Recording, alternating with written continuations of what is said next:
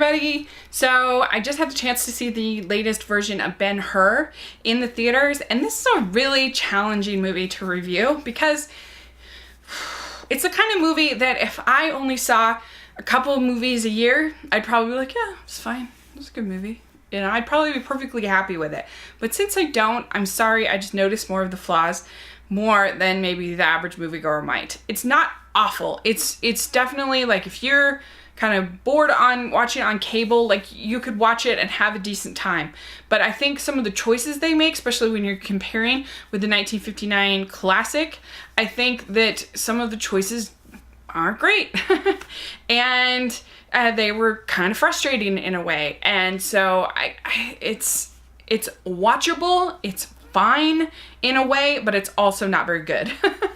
If that makes any sense, I don't know. It's basically how I felt though. I felt like they made choices throughout that really undermined the dramatic tension, just made it more generic than the original, than the 1959 classic. And I realize that it has been remade a bunch of times since then, but that's sort of the iconic one. It's the one that won Best Picture and everything like that. And just as an example, they make the choice to have Esther and Judah be married. And that takes away some of the tension that you have in the 1959, where he is really angry at her for hiding the fact that his sister and mother have leprosy. And you don't even have any of that tension there at all. In the 1959 version, there is an accident that a piece of rock falls off a tile, falls off of their house and hits the governor. And he gets brought in, and Messala decides that he's going to betray his friend in order to gain power, so that the people will see, look, I'm willing to do this to my friend who's innocent. I will do this to any of you, so you should fear me. So that's what he decides to do. But in here, instead, they make his decision kind of more weak. He asks Judah to help him with these zealots. Judah brings one of them into his home to care for him because he might die, and so he's taking care of him. But then this zealot, instead of it being the tile falling and being a total accident, well, this zealot shoots the governor with a bow and arrow. And so then they come and they blame Judah for this act of aggression, which is different than a clear accident that Messala uses to gain power and control. And it's just weaker because you could totally see why the people would fear him if they know that he is going to do this against one of his friends. And whereas this, it's more like he does what he kind of has to do because Judah is in the wrong place at the wrong time. You see, it's not as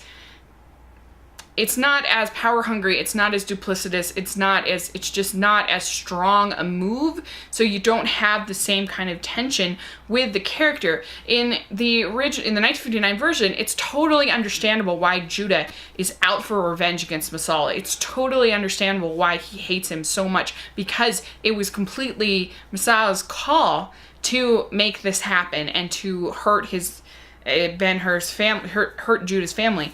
And in this case, it's really not. Like, he's way less kind of culpable for what happens. And so it feels just weaker.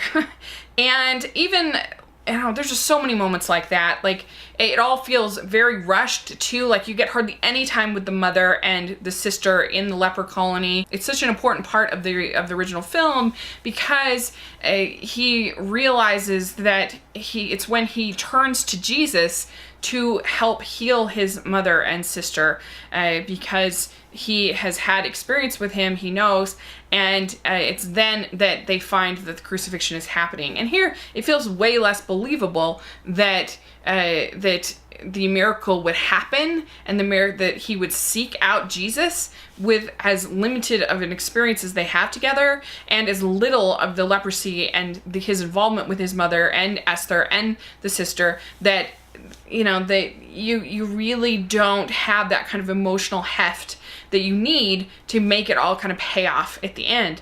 And a lot of people complained about the ending, and it was frustrating to me to sort of read reviews or to listen to reviews. They would say the ending isn't good with the curing rain, because in the original, in the 1959 film, you have curing rain that heals his mother and sister. But in that case, it's actually water coming off of the cross and coming onto their face and healing them. It's not rain over all of Jerusalem, so it's quite different.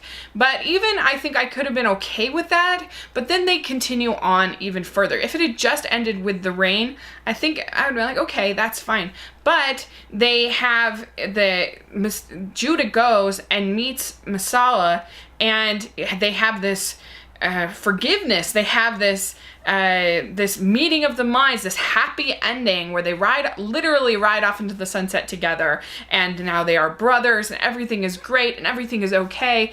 And I didn't really like that. To me, that was just weak, and where you could have had a real strong, like, there's no need to have a happy ending. Like, the rain and the miracle is enough.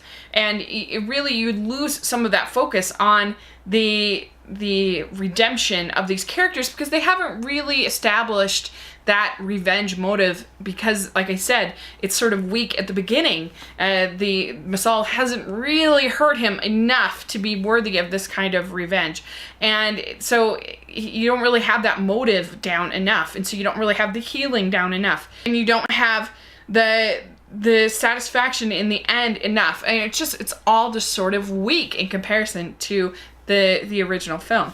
And I think that all of the acting is pretty good. Like, I don't have a problem with Jack Huston or Tony Kebbell. They're good. It all looks pretty nice, except for the handheld camera work is awful. I hated it so much. It's always moving all the time, and I hate that. So that was a big thing. But the chariot scene, the chariot race actually looks pretty good. The sets look pretty good. The costumes look pretty good. I think the average person will go to this movie and have an okay time with it. But I just feel like they took a lot of the oomph out of the wind out of the sails of this story of revenge, and by just trying to soften it too much. Morgan Freeman is in it. He actually narrates it, and he's fine. I don't know, he does look kind of silly with those dreadlocks, but I think that, again, the way they do it in the original, his character is much better in the original film, because he's actually somebody that Judah actually saves,